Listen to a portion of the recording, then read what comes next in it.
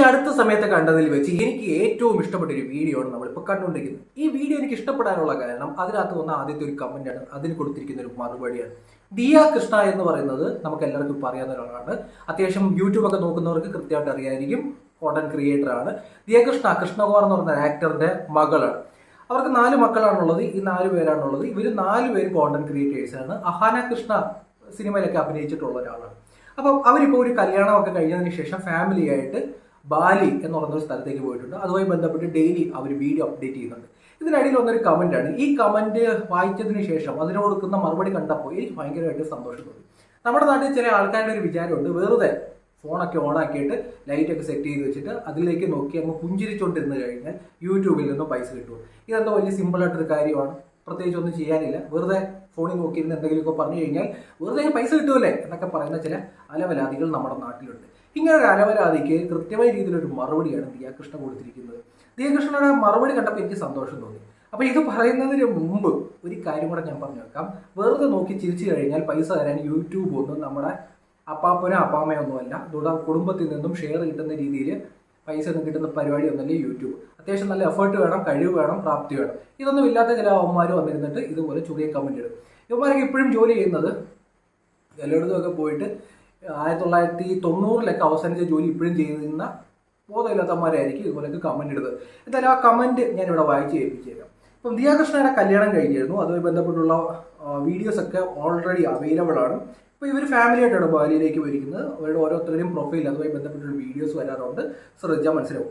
അപ്പം ഒരു വ്യക്തിയുടെ കമന്റ് ഇങ്ങനെയാണ്: കൊളാബറേഷൻ അല്ലാതെ സ്വന്തം ക്യാഷ് നീ എവിടെയെങ്കിലും ട്രിപ്പ് പോയിട്ടുണ്ടോ എന്നുള്ള രീതിയിലാണ് ചോദിച്ചിരിക്കുന്നത്. അതിന് ദിയ കൃഷ്ണൻ കൊടുത്തിരിക്കുന്ന മറുപടിയുണ്ട്.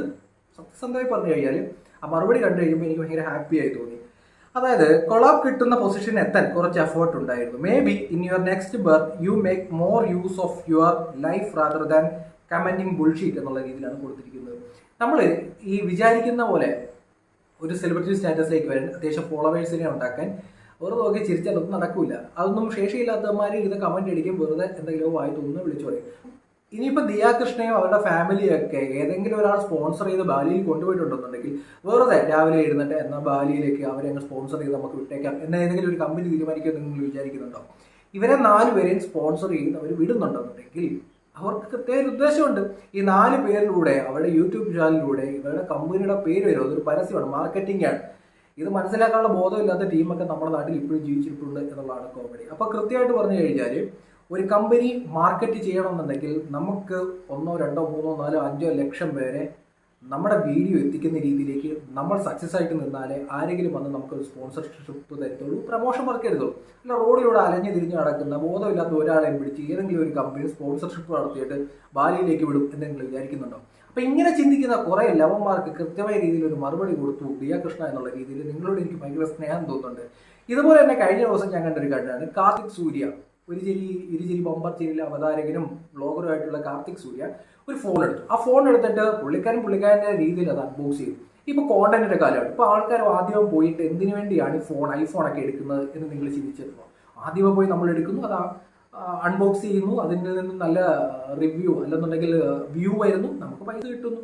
ഒരു 1.5 ലക്ഷം രൂപ ചിലവാക്കി നമ്മളൊരു 3-4 ലക്ഷം രൂപ ഒപ്പിക്കുന്നു. ഇതാണ് ബിസിനസ് എന്ന് പറയുന്നത്. ഇതുപോലും മനസ്സിലാക്കാത്ത കുറേ അപ്പാപ്പന്മാർ ഫേസ്ബുക്കിൽ വന്നിട്ട് കമന്റ് ബോക്സിൽ മുഴുവൻ ഭയങ്കര തെരുവിളിയും പാടൊക്കെ ആയിരുന്നു. കാശിന്റെ കുത്തിക്കഴപ്പ് എന്നുള്ള രീതിയിലാണ് പറയുന്നത്. കാർത്തിക് സൂര്യ പൈസ ഇറക്കിയിട്ട് പൈസ ഉണ്ടാക്കുന്ന ബിസിനസ്സുകാരനാണ്. ഇത് മനസ്സിലാക്കാത്ത കടൽ കിഴവന്മാരായിരുന്നു കമന്റ് അടിക്കും. ഇത് മനസ്സിലാക്കാത്ത കടൽ കിഴവന്മാരും മണ്ടന്മാരും ഒക്കെ കമന്റ് ബോക്സിൽ പോയി ദിയ കൃഷ്ണ പോലുള്ള ആൾക്കാരെ ചൊറിയും. ആരായാലും വെറുതെ ഒന്നും ആരെയും സ്പോൺസർഷിപ്പിന്റെ പേരിൽ മറ്റു രാജ്യങ്ങളിലേക്ക് നാട്ടിലേക്ക് ഒന്നും കൊണ്ടുപോകില്ല. 10 പേർക്കിടയിൽ സ്വാധീനം ഉണ്ടാക്കാൻ ശേഷിയുള്ളവർക്ക് മാത്രം ചെയ്യാൻ പറ്റുന്ന കലാപരിപാടിയാണ് യൂട്യൂബിലായാലും ഇൻസ്റ്റാഗ്രാമിലായാലും വീഡിയോ ഇടുക. രാവിലെ ഇട്ടിട്ട് നാളെ രാവിലെ ഒന്നും റീച്ച് ആവത്തുമില്ല. ചിലപ്പം നിങ്ങൾ കാണുന്നതിനപ്പുറം എഫേർട്ട് ഒരാൾ എടുക്കുന്നുണ്ടായിരിക്കും, വർഷങ്ങളോളം സമയം എടുക്കുന്നുണ്ടായിരിക്കും. ഒരു വീഡിയോ എടുത്തത് എഡിറ്റ് ചെയ്ത് അപ്ലോഡ് ചെയ്യുക എന്ന് പറയുന്നത് അത്ര ചെറിയ കലാപരിപാടിയല്ല. 2-3 വീഡിയോ അപ്ഡേറ്റ് ചെയ്തിട്ട് ഒന്ന് സക്സസ് ആയിട്ട് ഇമാതിരി വാചകം അടിച്ചായിരുന്നെങ്കിൽ കൊള്ളായിരുന്നു. ഇത് ലോകത്തിന്റെ ഏതോ ഒരു കോണിൽ ഒളിഞ്ഞിരുന്നിട്ട് ഫേക്ക് ഐഡി ഉണ്ടാക്കിയിട്ട് വിടുവായത്തം വിളിച്ചു പറയുന്ന കുറെ നാറികൾ നമ്മുടെ സൊസൈറ്റിയിൽ ഇപ്പോഴും ഉണ്ട്. ആ നാറിക്കിട്ട് നല്ലൊരു പണി കൊടുത്ത ദിയ കൃഷ്ണൻ ആദ്യമായിട്ട് പേജ് കാണുന്നത് ഫോളോ ചെയ്യുക.